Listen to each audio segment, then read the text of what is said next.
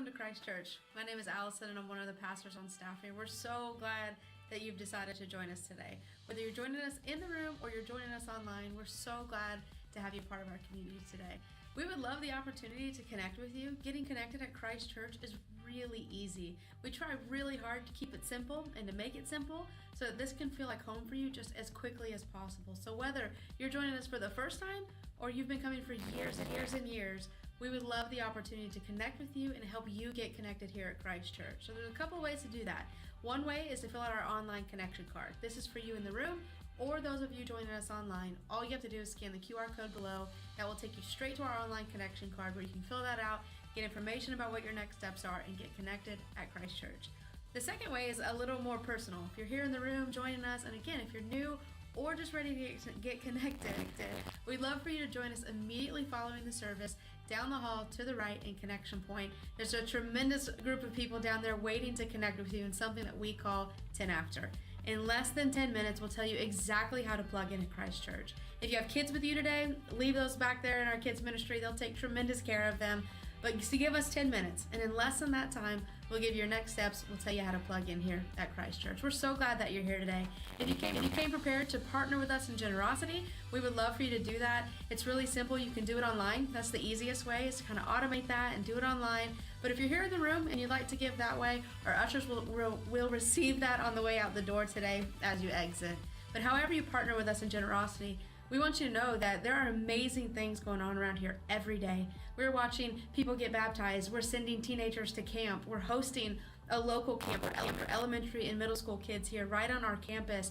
We're watching our Hope 1312 ministry meet real physical needs in our Department of Family and Children's Services child welfare system. Like everywhere we look, we are just watching God show up in and through Christ Church, and we are so grateful that you're a part of that. So we're so glad that you're here today. We hope you enjoy your service. We hope that you feel the presence of God in this place, and we're happy to have you part of our community.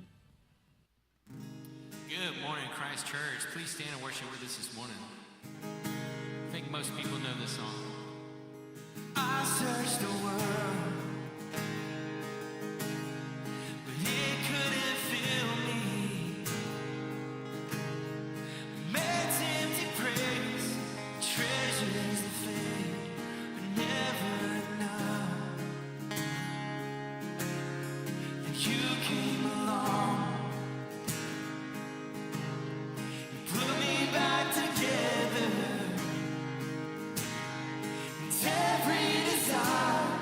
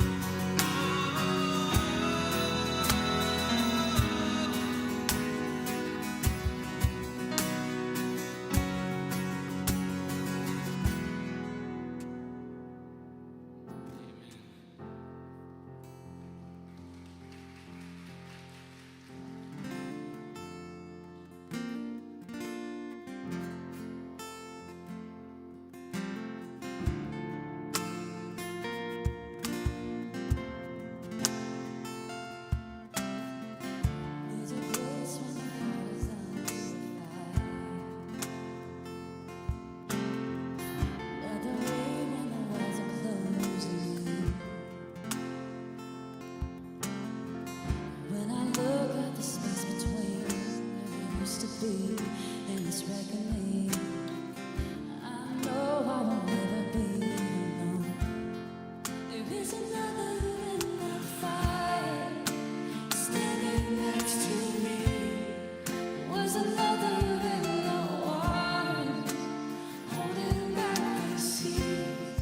Should I ever be reminded of how I've been set free? There is a cost that bears some burden. We're an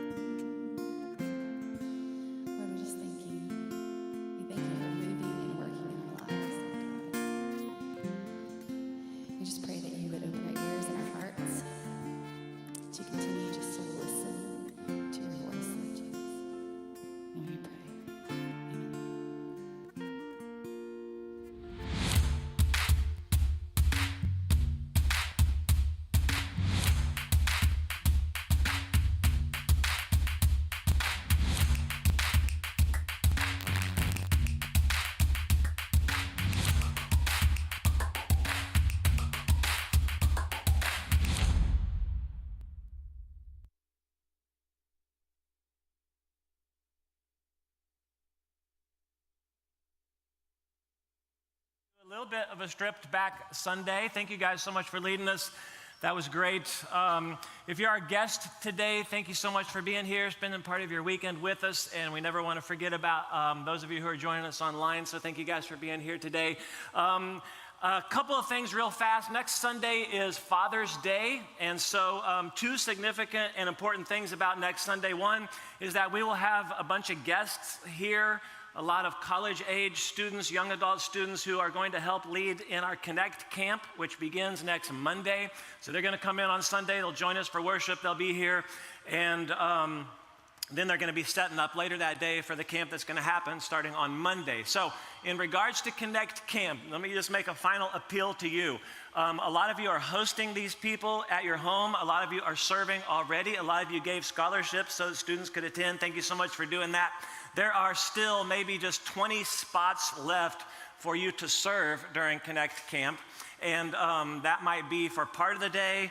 You could serve all day if you want to, but there's a table out in the lobby if you'd be willing to or interested in helping to have a hand in next week and serving, and check that out when you leave today in the lobby. Secondly, next Sunday being Father's Day, what we will have going on throughout the morning outside is food trucks and cornhole, okay? And so if you don't have to be a dad to participate, I think you should be a male, and you can actually sign up. You can play with a partner if you want to, or you can say, hey, I would like to be paired with somebody. But there's actually info in the lobby under the guest services sign, and you can throw your name down on there, and if you don't have somebody, we'll assign you to somebody. So that's next Sunday. All right, are we good?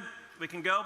Last week, we started a group of loosely connected messages, really by theme, and we're using this theme of inked, and specifically, like a lot of you have tattoos, and we won't do a show of hand, but this is kind of a tattooed church, a tattooed community. In the same way that you probably have a story on why you did that, right? You had an experience, you have a significant moment in your life, something meaningful happened to you, there's something that you might like to remember, there's probably a story that goes with it that might not be good, but a lot of us have a really good story, and you go, man, I would like this thing right here to actually mark my life, so much so that I would get it permanently placed on me. So that's kind of the idea, but we're just using it as a metaphor, essentially, for how we want to guide our messages, to say that there are some scriptures or Bible passages that for those of us who are teaching over the course of the summer have been that way for us. They've just been so meaningful, they've been impactful, that essentially we would say that they've actually marked our life. And so it's not, just to clarify, it's not a requirement that the person teaching, okay, actually has this particular thing inked on them. In this case today, I actually do. I'll tell you about that here in a second. But what I want to look at is a crucial aspect of Jesus today, like who he is and what he does that I missed for so many years. Okay, I just missed it. And then I started to grasp it, and it changed a whole lot for me. And I want to look at a story found in the book of John, chapter 8. And real fast, 4 people write about the life of Jesus. Okay, Matthew, Mark, Luke, and John. Matthew starts off his story of Jesus with a list of family members. Mark just skips it entirely and goes straight to Jesus as an adult. Luke gives us a lot of historical and political setting before Jesus is born. But John, who we're going to read about today, who's a friend of Jesus, he's a follower of Jesus, John starts way back at creation, and he tells us that God was coming to earth. And here's what John most wants us to notice about Jesus. John chapter 1, verse 14, and then we'll get to chapter 8. He says, the Word, which is a reference to Jesus, became flesh and dwelt among us. Okay, Jesus, God in the flesh, he's here and he's living among us. And John says, we observed his glory, the glory as the one and only Son from the Father. And here's the phrase I want you to think about, full of grace and truth. Okay, can we just kind of leave that line up there for a second? And would you say that, could you just kind of humor me today and say the last line with me, just those 5 words in one voice, starting with full. He was full of grace and truth. Awesome. Could you just say to your neighbor, grace and truth? Okay, less enthusiastic, but that's cool. Jesus Jesus, he's full of grace and truth, okay? Not 50-50. It's not that he's half grace and half truth, okay? John says, okay, he is 100% both of these things, all right? 100% grace, 100% truth. That is a concept that we don't really understand that much, right? How can both things kind of happen at the same time? He doesn't turn it off when he wants to and turn on the other one when he thinks it's required. He's not Peter Parker and, Spider-Man. He's not Clark Kent and Superman. He's 100% grace, 100% truth, okay? Get a container as big as Jesus and fill it up, and it's full of grace and truth, which is hard for us to grasp because we think maybe these things can't actually really go together. It is like asking someone, okay, when we get to football in the fall, and we know there's a big game happening down in Jacksonville, and you say, hey, who do you want to win the game? And somebody says, you know what, I don't really care. I like the Bulldogs and I like the Gators. We would say, that's impossible. Those two things cannot coexist together, can they? Same way. Grace and truth, it seems like they're very conflicting, doesn't it? It seems that way because I think every one of us has a leaning, okay? And here's what I mean by that. How many of us played sports in junior high, or as we would call it now, middle school? Okay, I mean, that's when I tried everything, okay? Basketball, and that's the thing I kind of stuck with later, but I tried baseball, even football, okay? I played my 1 year of football like everybody else did. And then during the President's Physical Fitness Test, do we still do this, by the way? Okay, we still do the President's, I'm looking at you, Principal. Do we do President's Physical Fitness Test? We do. I actually ran at that time a 600 meter. That was pretty fast, okay? And so the track coach came to me and he said, hey, I think you should come out for the track team. I was like, what? I don't know if that's a good thing or not, but that sounds fun. So at his urging, I go out for the junior high track team, and part of our first week of practice was learning how to use the starting blocks. Okay, and so you're gonna have to get down in position, and you got one leg in front and one leg behind. And because nobody had actually ever done this before, the coach says, hey, just push off with your dominant foot. And we're in junior high, we're still working on coordination. I don't really know which my dominant foot is, And so he had all of us line up, we're in the gym, we line up on the baseline, and he says, look, just stand still and look straight ahead. And then he walked behind all of us and he just gave us a little push in the back. And you kind of would do one of these things. Now, I don't think this is a scientific method by any means, but he says, look, he comes back around to the front, he says, look, however you stepped forward when I pushed you, that's how you should get in the starting blocks. I don't know if that's a good idea or not, but that's what we did. What I learned at that point was everybody leans. And everybody leans in track, right? And I think it's true for the most part when it comes to grace and truth, is that you likely lean one direction or the other. So I want you to check out this graphic, and you could probably draw this in your notes today. We left a lot of blank space for you, but you can see grace going up the left side vertically, and you can see truth going across the bottom horizontally. And if you were to start down here in what we'll call quadrant number 1, that means you are low on grace and you are low on truth. Okay, you're probably just a terrible person. That's what you should write in number 1 right there. Number 2, if you go up there, you're going, okay, I'm really high on grace, but I'm leaning a little bit lower on truth over here, okay? Grace without truth, which is probably what I would call the unofficial kind of pop culture stance of our day right here, okay? I have acceptance without condemnation, which is basically condonement. Then you go over here to quadrant number 3, and so I'm really kind of high on truth, but I'm low on grace, okay, which is probably like the unofficial social media stance of our day, where you go, okay, I just speak my truth, typically without much relationship with anyone whatsoever, and I'm just leaving a trail of bodies behind me, okay? Every once in a while, all right, I'll end up in a counseling situation sitting over here in my office that I didn't know was really an intervention. Can you picture this? I thought we were talking about one thing, and then before I know it, the whole family's come in, and I'm supposed to mediate this whole process, okay? And one person this is how it typically goes. One person is sitting on the couch with their arm around the person that we're all looking at and talking about, okay? And they're going, okay, man, they're just sympathizing. Hey, it's okay. It's going to be all right. And then there's somebody sitting across the room in another chair, and they got their arms folded, and they go, this is a complete waste of our time, because why doesn't he just stop doing what he's doing and realize that he's hurting all these relationships and quit it? So I got this one over here going, okay, I really hate that you're in this situation. And someone sitting across the room going, well, listen, if you would just do this, you wouldn't be in that situation. And sometimes grace and truth are such at odds with one another that I have literally texted these 5 words to one of our staff members: come, quick, bring your gun. Grace people, okay, grace people, there's always a second chance, right? Truth people, if you do this, you won't need a second chance. And you can start to identify where you fall in that, right? And when you mess up in your life, you seek out a grace person, don't you? When you want someone to give you some direction in your life, you seek out a truth person. Grace, just so we can define it all clearly, like grace without truth lacks power, and it leads you to become indifferent. Truth, though, without grace lacks compassion, and it pushes people away.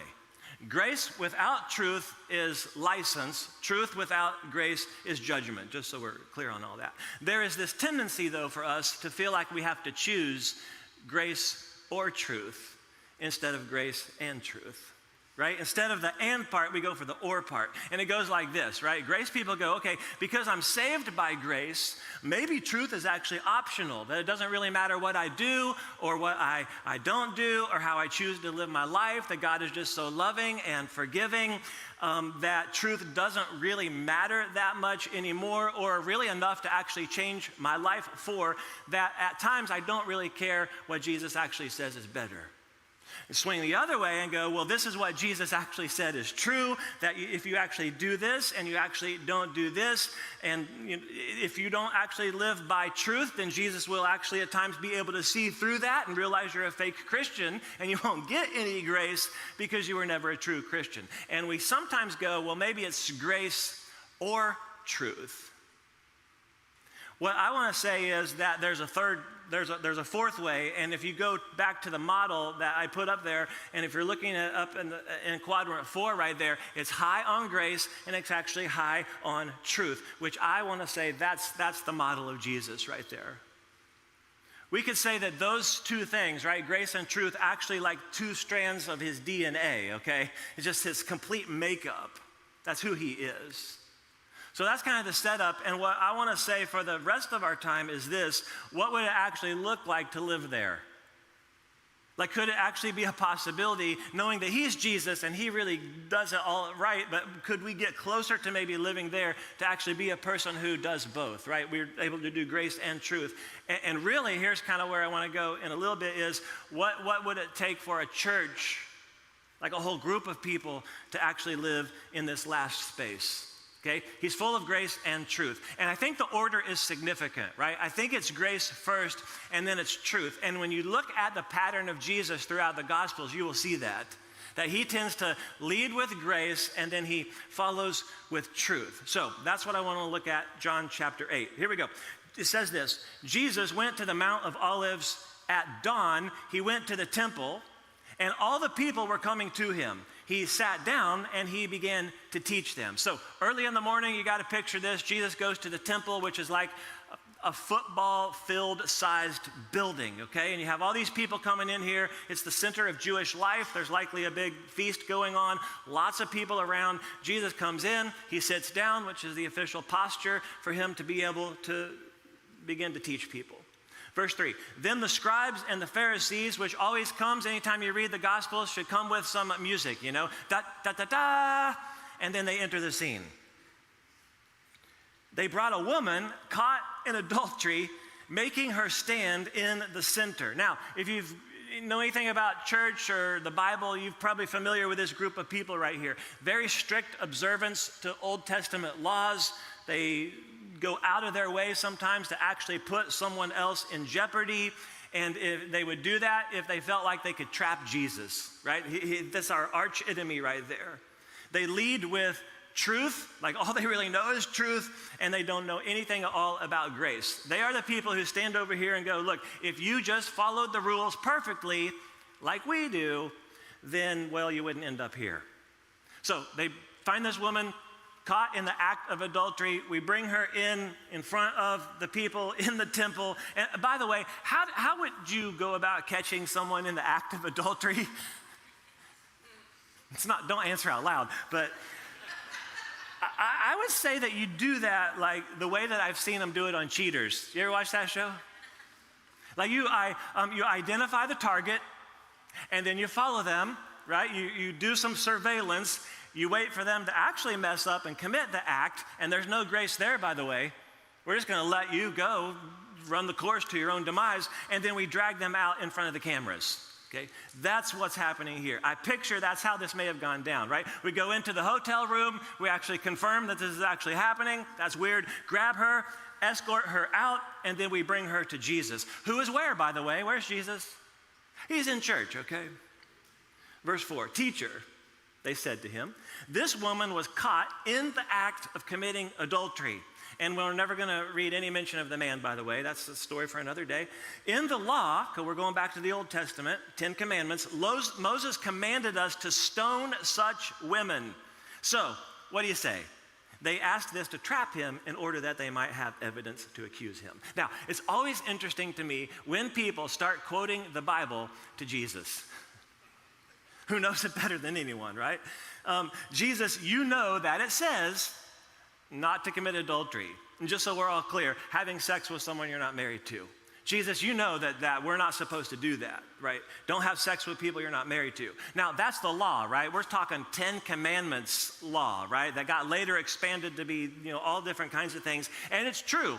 What they're saying is actually true. And the penalty for adultery was being stoned to death. It was a rough time, okay? It was really difficult back then. Listen, it's not just a sin, though, and it's even true today. In places in the Middle East today, it's actually a crime. Now, it reinforced the whole stoning to death. It actually reinforced the idea that the penalty for sin that you read throughout the scriptures was death. All right, she blew up someone else's marriage. She blew up her own marriage. We don't know. In this case, it's actually a trick question. Jesus, should we stone her? Now, here's the dilemma, right? If Jesus says, no, we're not going to stone her, then he shows that maybe he doesn't actually really follow God's ways. That's what they're looking for. If he says, yes, I think we should actually stone her, everybody, let's everybody line up, then he shows that he's just cold and heartless.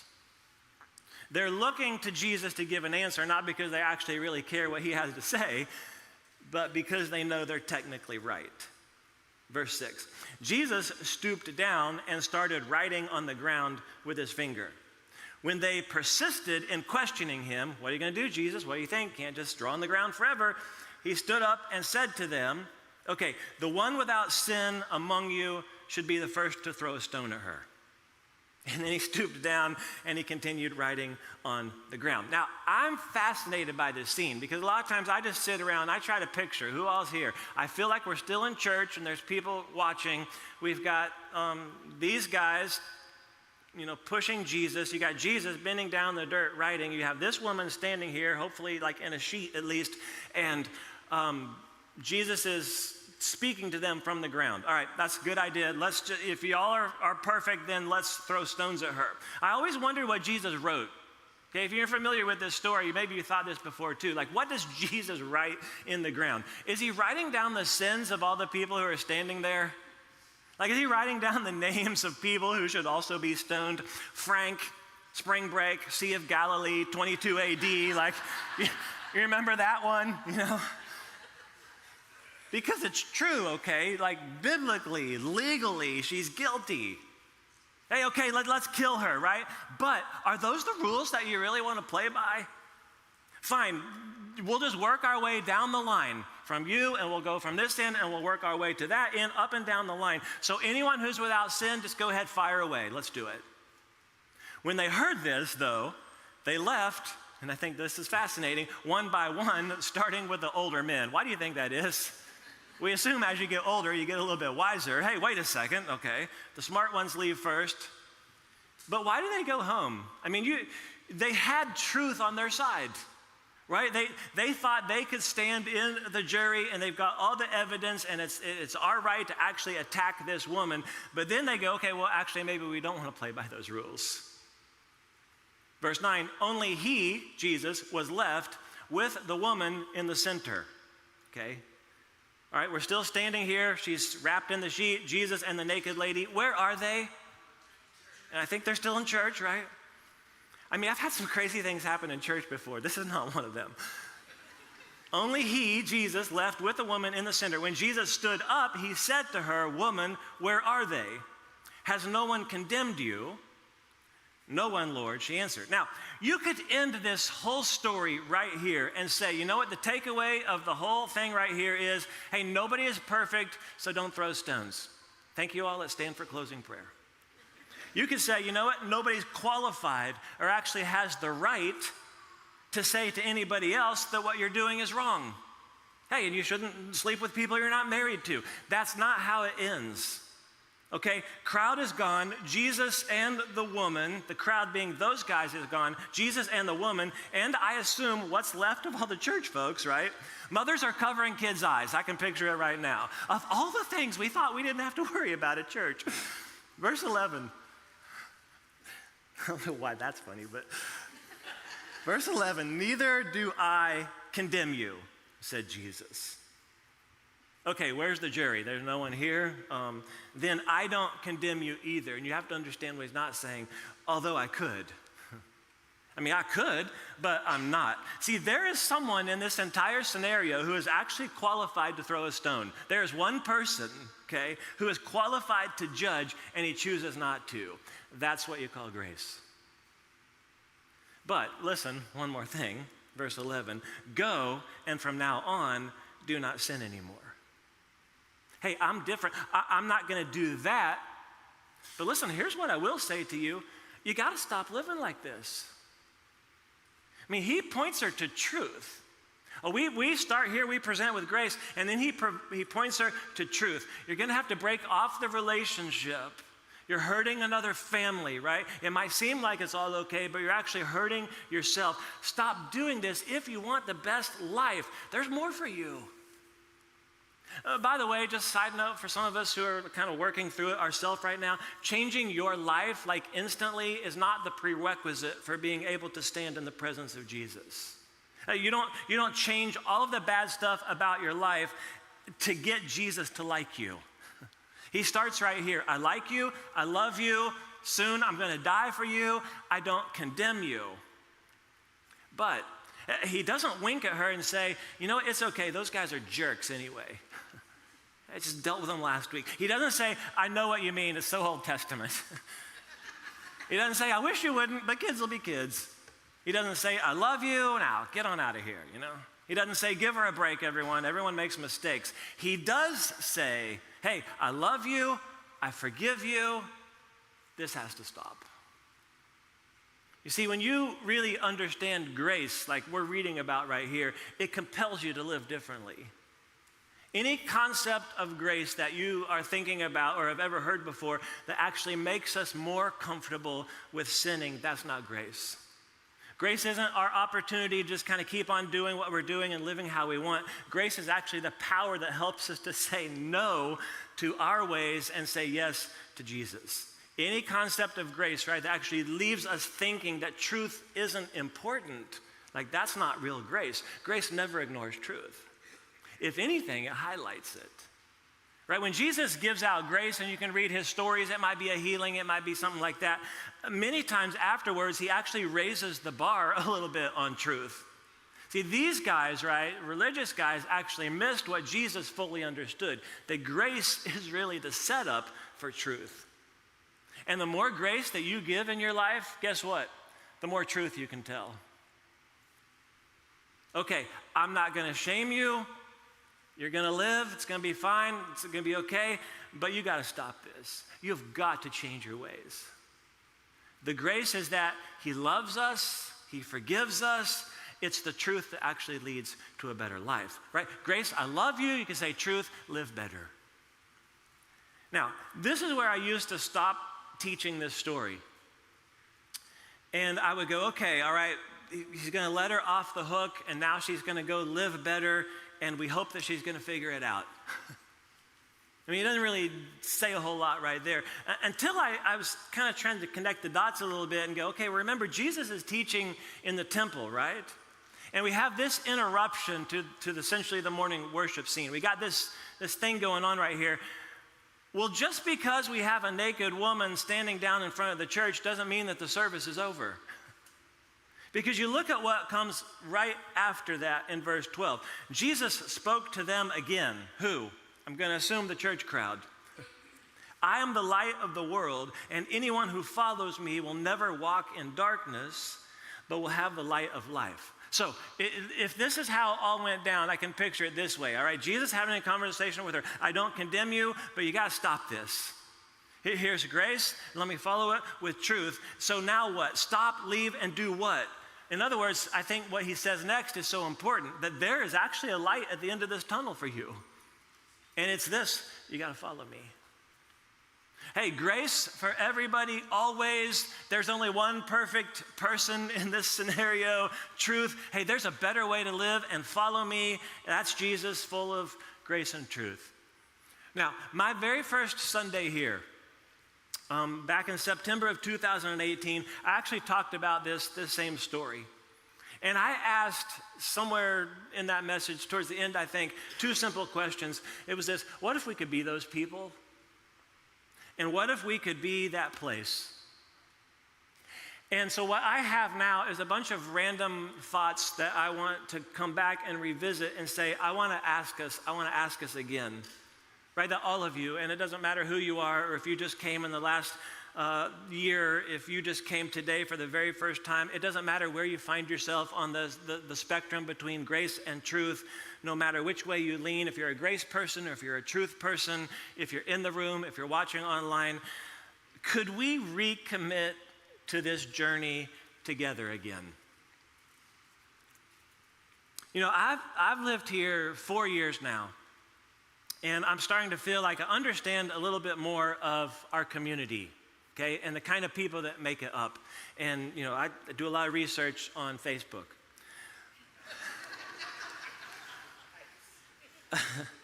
I think I'm starting to feel like I understand just a little bit more maybe why people in our community resist church, or maybe why they aren't actually interested in Jesus. And it's not rocket science.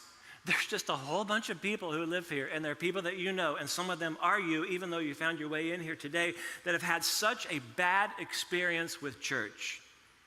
And maybe it was growing up, maybe it's a place you've been to here in town. I hope it wasn't here by any means. Some of them have never even given Jesus a chance because of what they think they know church is all about. I mean, so much so that I think I felt compelled to talk about this today. Like that we have to intentionally, okay, we have to make the effort. We have to intentionally remind ourselves to be different than that. We have to intentionally challenge ourselves to go, you know what? You have to be different. I have to do it differently. Now, I've talked about this before. You know, I grew up in church my whole life, and what I heard for decades was truth. It was all truth, a ton of truth. I know a bunch of truth. I have a lot of truth memorized. I know where it is. Memorized the books of the Bible before I probably, could walk. Set the books of the Bible, by the way, speed record for saying them in order correctly the fastest at junior high church camp in Missouri.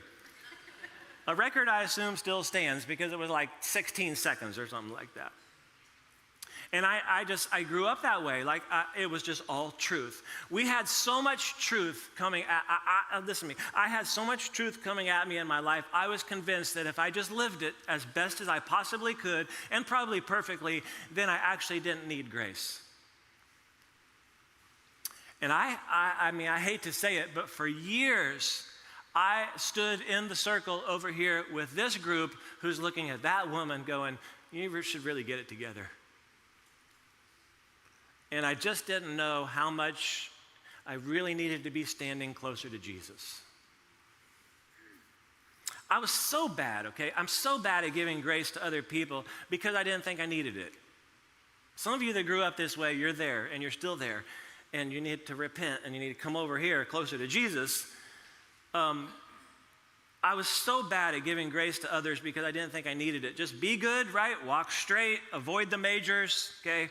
It's like a badge of honor that you don't actually need to fall on grace. And Jesus is probably lucky that I'm on his team. I'm such a good person. And then one day, okay, you realize that the only thing that's going to get you through the mess that you've made is that when someone else in your life, right, a spouse, a boss, a parent, comes along and shows you the grace that you just didn't know existed. That you could start to connect the dots a little bit, right, between what you've received from them and what you actually need and have received from God. And then, remind yourself, man, I've received this. I got to pass this on to someone else. So several years ago, I said, I am so bad at this. I suck at this so bad. Sorry about that. I'm going to need a permanent reminder in my life of what I have received that I need to pass on. So I just got the word grace tattooed right there on my wrist. And when the guy did it, he goes, I think it's upside down because other people can't read it. I said, I don't care if other people read it. It's for me. I need to be able to look down there and be reminded of it and go, man, I am so bad at that.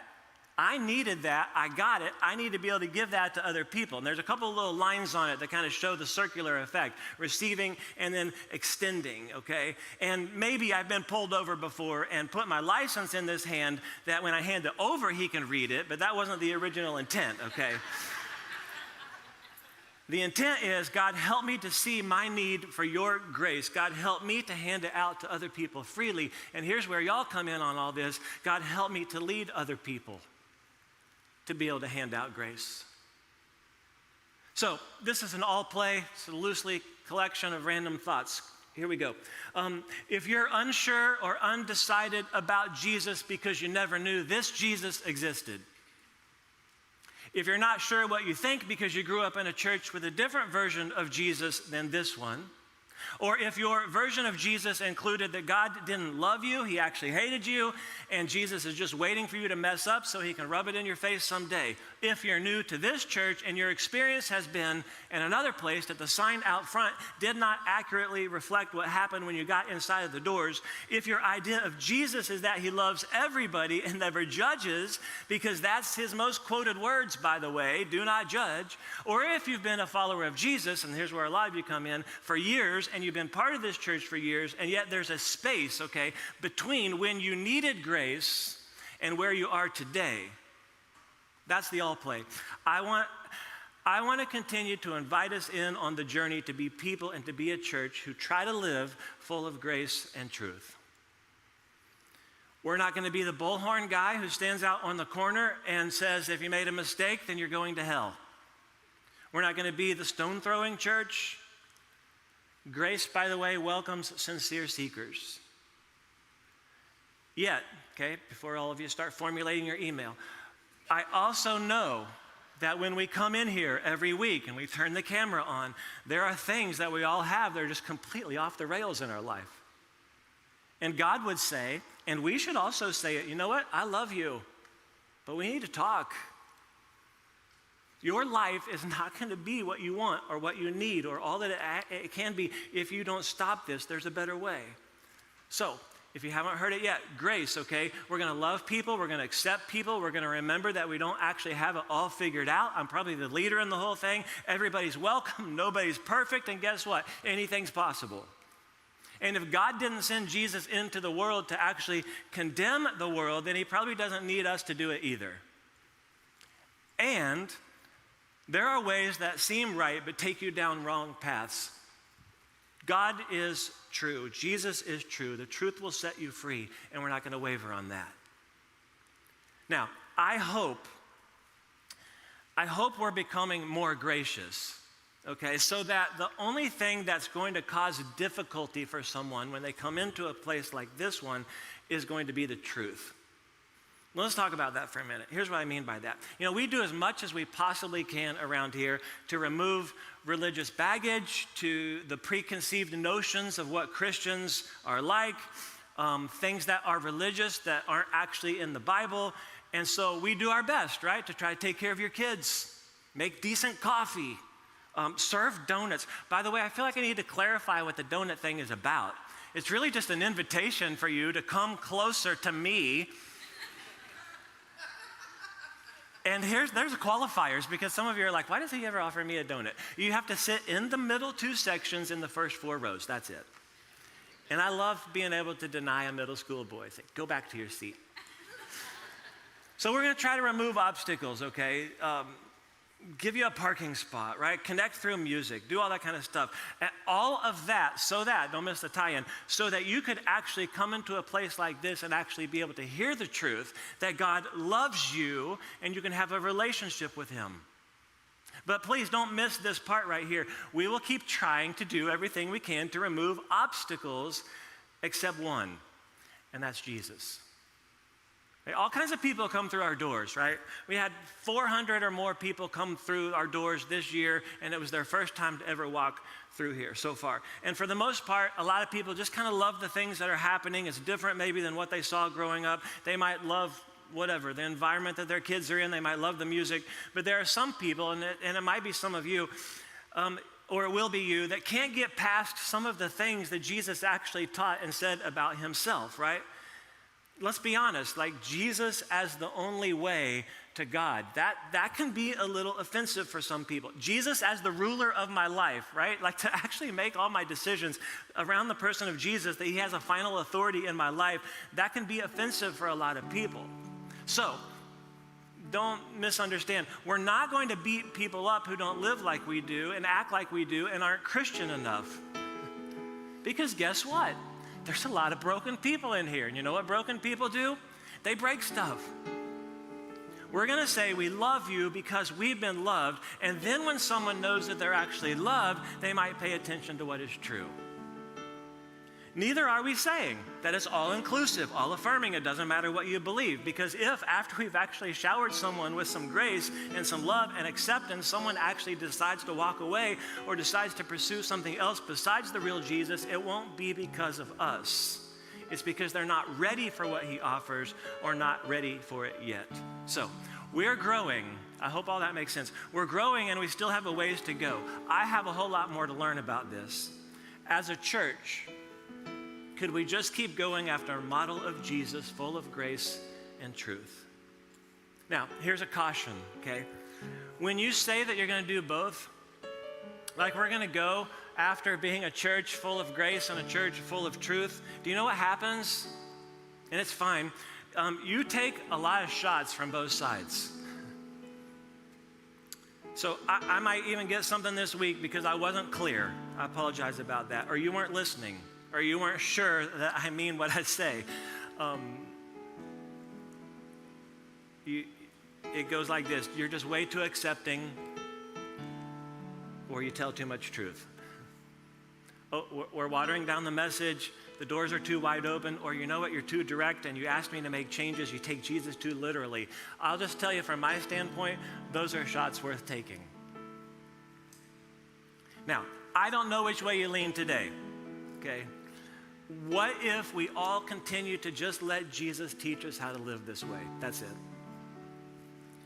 Because you imagine today, okay, when you leave here, God forbid you go out to that dangerous intersection, okay, on your way to Walmart, and you're in an accident, okay, and you're injured and you're bleeding and stuff's broken and you end up in the emergency room and you get wheeled in there and you go in there, you're like, hey, can somebody actually help me? Could you imagine if the first person that approached you says, ooh, you're bleeding all over the place. What's going on? Come on, man. Go home, like clean yourself up, right? And then come back in here. That's not how that works, is it? But someone could say, you know what, come on in, sit down right here. We're going to take care of all this, and let me tell you what you need to do going forward. All right, so listen, you came here today and you needed grace. And you walked in here today and you go, man, that's me. I'm bleeding and I'm broken. Man, if Jesus is like that, give me some of that. And you can have that today. Like that's the Jesus that I think I missed for so many years, right?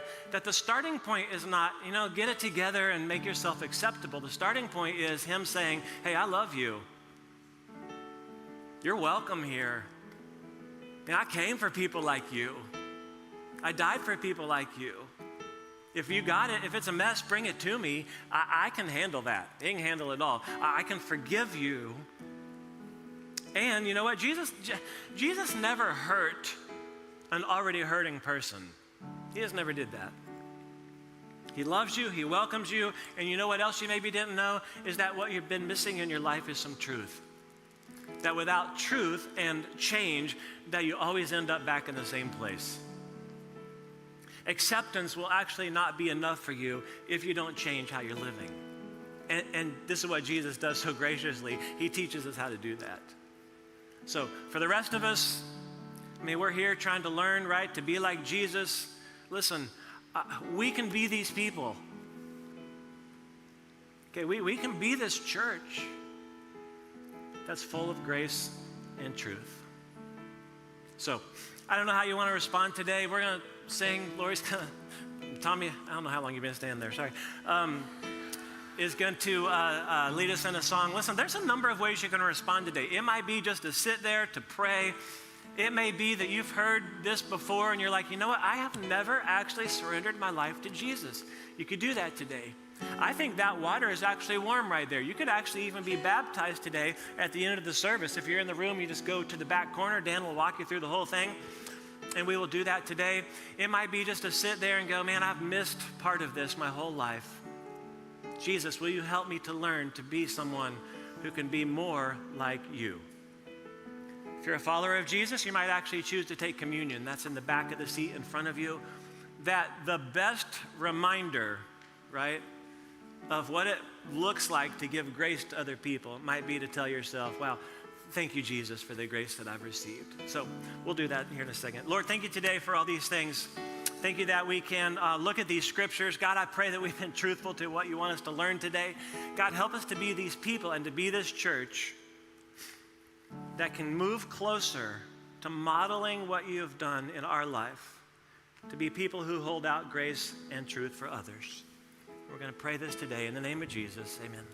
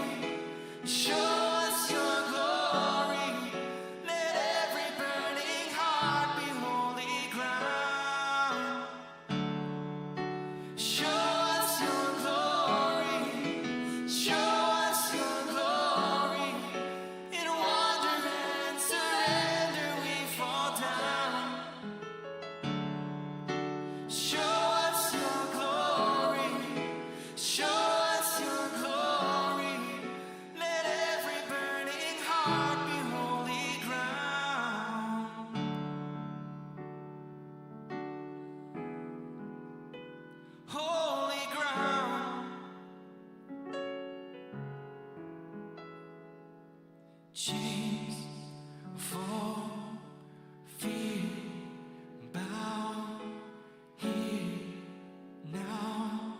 Jesus, you change everything. Life, heal, hope found here now. Jesus, you change everything.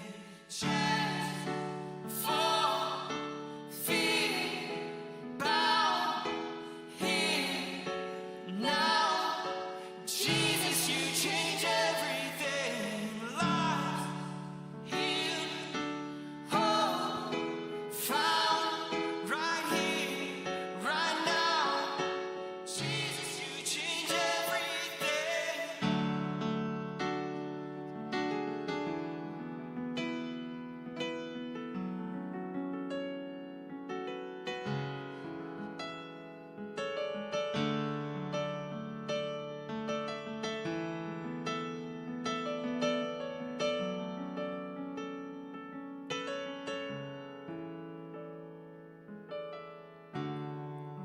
Show us your glory, show us your glory. In wonder and surrender we fall down. Show us your glory, show us your glory. Let every burning heart be holy ground.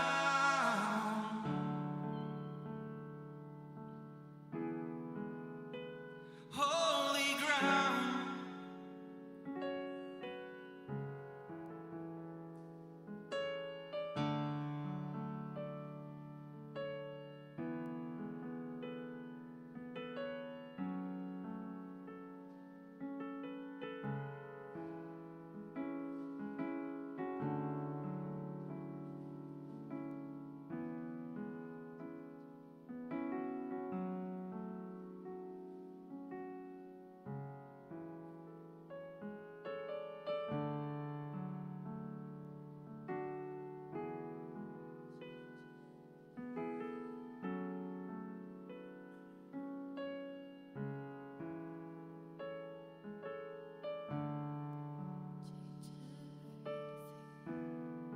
Change everything by the power of change everything, change everything.